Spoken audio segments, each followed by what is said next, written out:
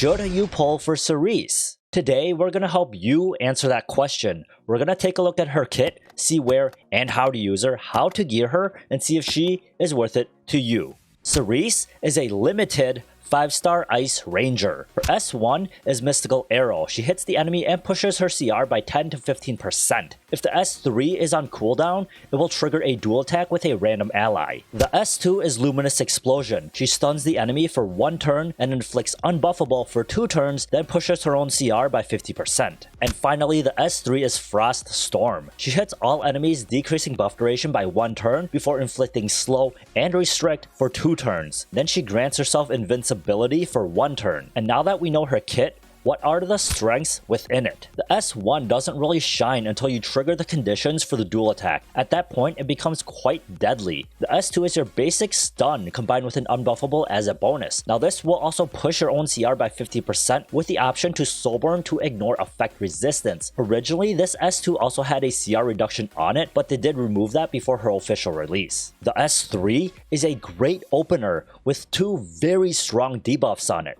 The slow is already devastating on its own, but I feel that the restrict is a little underrated as there are so many heroes that thrive by pushing their own CR. She also reduces the buff duration by 1 before landing these debuffs as well, so she does have a chance of removing your immunity set. Not only that, the S3 hits with an advantageous element, which means that she doesn't need to fear a Landy, Violet, or a Rimuru, and the invincibility provided by the skill will nearly guarantee that she will survive until the next turn to lay down a dual attack or a stun from the S2. Cerise has an incredibly packed kit with everything synergizing with itself, which is why I crown her as the ultimate control queen. The dual attack on the S1 even lets her utilize her teammate's S1 to either deal more damage or to land more debuffs if you are running a control comp. Boasting an impressive 122 base speed and an effectiveness imprint combined with the CR pushes from her S1 and her S2 as well as the slow and restrict from the S3, this allows her to run freaking laps around the enemy. And now that we know her strengths, what are her weaknesses? Even though the S3 is incredibly strong, the problem is that it doesn't really stop the enemy from moving. The slow and the restrict will not prevent the enemy from taking their turn if they are outspeeding the rest of your team, unless you are bringing a Cesaria to utilize her push, though it will prevent their own push from an Oxlots, Rose, or a Flitica. The only way to stop them from moving is to stun them with your S2, but if you're up against an AOL, then well, you're just pretty much screwed. Another issue is that you are forced to use your S3 before you are able to utilize the dual attack from the S1, and the dual attack does take a random ally with you instead of the one with the highest attack. Now even though the restrict debuff is so useful in preventing CR pushes, it also prevents CR reduction, which means that when paired with a Dizzy, Tenebria, Wanda, or even a Litica, you are no longer able to make use of their CR reduction mechanics. But even with such a short list of weaknesses, the reason she isn't completely dominating the meta is simply because there are so many counters to control heroes. It takes several heroes to run a successful control comp, while only requiring 1 counter to be able to dismantle the entire setup.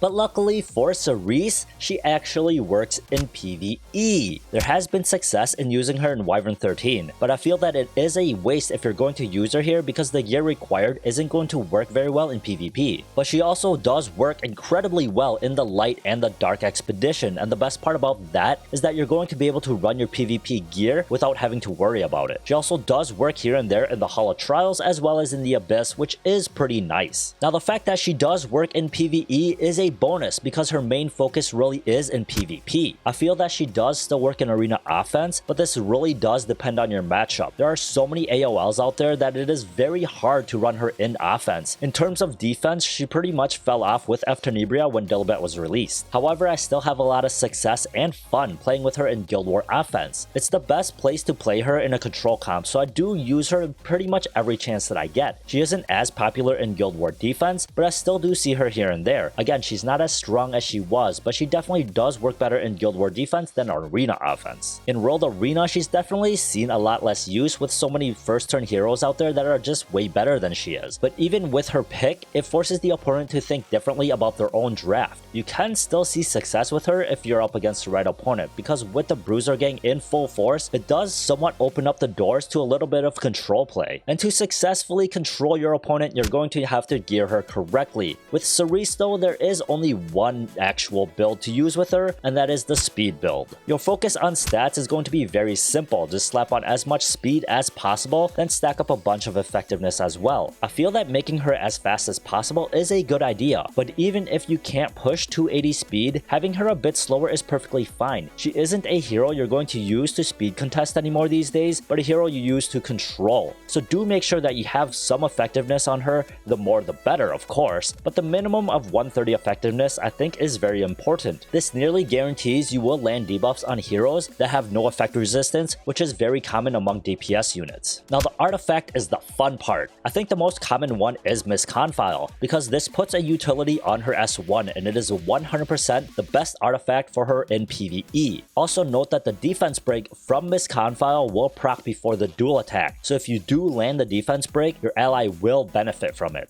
But if you want to have some fun with her, I highly recommend Star of the Deep Sea, the bomb artifact. I personally run this artifact on my Cerise and I have a ton of fun playing with it, because it gives Cerise another way to control the opponent. Cerise takes so many turns that it does give her a lot of chances to throw down the bombs, and also the fact that Cerise is an incredibly strong partner for Cerise, so that it just makes this combo even deadlier. Now both of those artifacts are limited, so if you don't have those, you may want to run with this other limited artifact, and that is Guiding Light. I don't think it's a super great choice for her, but it does keep her safe as she will usually be geared pretty squishy. Another choice is Song of the Stars to give her S1 just a little more, or Infinity Basket to allow your allies to hit a bit harder. Then finally, you can run Sachet as it is overall utility. In the end though, I think Misconfile and the Bomb Artifact are by far the best choices. And now my final thoughts on Cerise. Her PvE performance is surprisingly good. Her utility in hunts isn't great, but she is really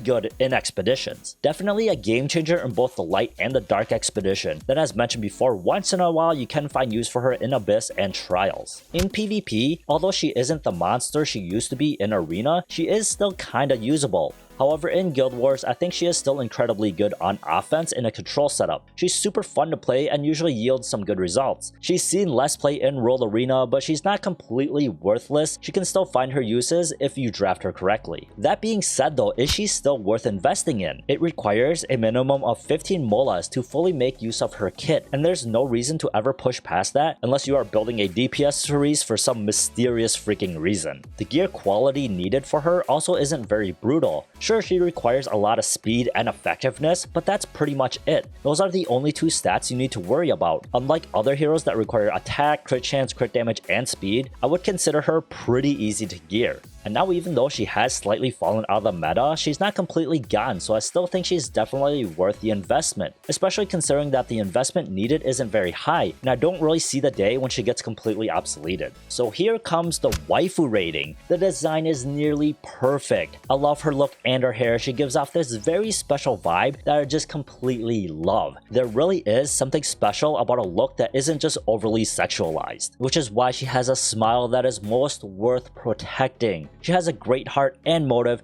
and there's no reason why you wouldn't do anything in the world just to keep her happy. And that leads to the very obvious answer, which is yes, she will definitely waifu. She has always been one of my favorite waifus ever since the day they first introduced her in the story, so I'm super happy that they actually made her into a hero. And not only that, she's actually a good hero, which is, pretty awesome. So finally, is Cerise worth the pull? Yes, she is 100% worth the pull. Not only is she a limited hero, which makes it worth it already, I still consider her to be a very strong PvP hero. But even if you are not into PvP, she still is a very good PvE hero. I would say pulling her just to use in Expedition alone is pretty much worth it. So if you want more guides, check out that playlist right over there, or maybe this video right above my head. But I hope you enjoyed this. If you did, please like and subscribe. Thank you for hanging out with us, and I'll see you guys next time, man. Bye.